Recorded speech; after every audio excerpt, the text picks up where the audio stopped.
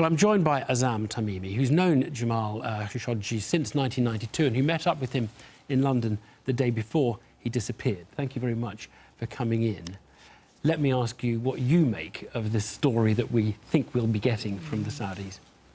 Well, the Saudis haven't been telling the truth right from the start. They either went silent or were inconsistent in what they were saying.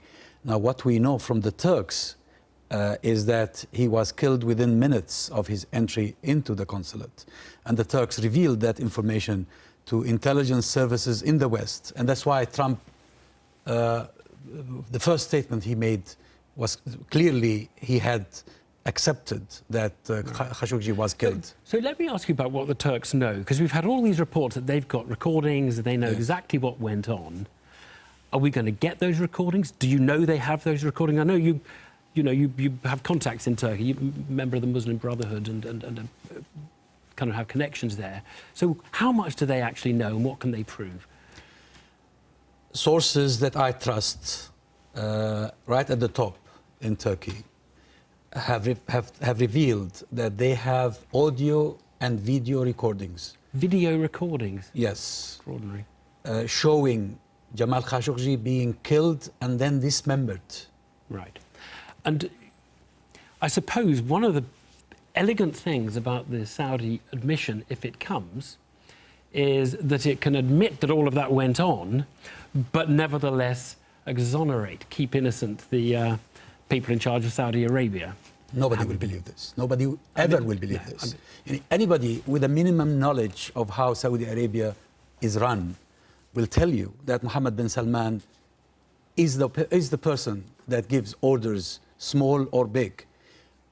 Such an operation would never have happened had it not had a green light or probably clear instructions from Mohammed bin Salman himself. Do you worry that there may be a tendency for, say, the US administration to believe or pretend they believe what the Saudis is about to say?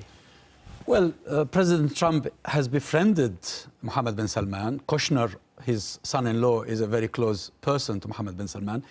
They want to find a face-saving exit for the Saudi royal family. But civil society across the world, the media across the world, will not buy this. And they will continue to press for charges against Mohammed bin Salman. And now Khashoggi's family are actually suing Mohammed bin Salman in America. His children are doing this. Mohammed bin Salman is the real culprit, and he is a danger. He is a danger to humanity. I mean, look what he's been doing right from the start. The war in Yemen, the boycott against Qatar, incarcerating women activists, scholars, stripping businessmen. I hear everything you're saying, but the standards of the region are not high, are they? And there are people on your side of the argument. You support Hamas, you're a member of the Muslim Brotherhood. People on your side of the argument, of course, who do cruel things, assassinations. These are not techniques that are kind of, unique to the Saudis. Are you accusing the Muslim Brotherhood of doing this? No, but Hamas, certainly. The Muslim Brotherhood today is paying for defending democracy.